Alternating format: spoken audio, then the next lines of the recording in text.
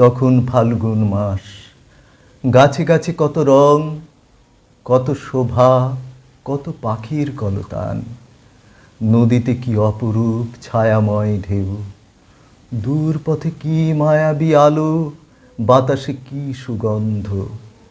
এক বাঁশিওয়ালা এসেছিল, তার বাঁশির সুর মোমের আলোর মতো স্নিগ্ধ, তার বাঁশির শব্দ পাতা ঝরার মতো পেলব। তার বাঁশি কি করুণ, কি মোহময়।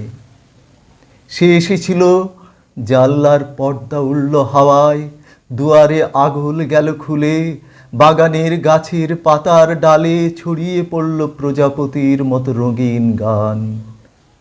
আমার তখন অনেক কাজ, অনেক ঘর সংসার, সমাজ, পরিবার, দায় দায়িত্ব, অনেক অনেক। মনটা আনচান করে উঠল, ভেতর থেকে কে যেন ঠেলা লাগালো, যাও যাও, দেরি করো না। কিন্তু আমার দেরি হয়ে গেল। আমার পুজো, আমার গেরস্থালি, আমার কর্তব্য, আমার নিত্যদিনের ৭-১৭ ঝামেলা, আমার দেরি হয়ে গেল।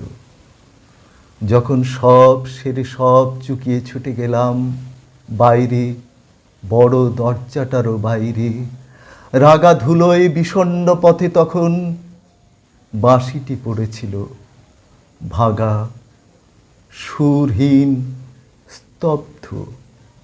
গোধূলির সোনালি আলোয় বাঁশিটিকে মনে হলো যেন এক ঝরা পাতা বুঝি। আমি আমার সবটুকু দিয়ে বাঁশিওয়ালাকে খুঁজলাম। সন্ধ্যা লগনে আকাশে ফুটে ওঠা প্রথম তারাটি বলল, আমি এখানে,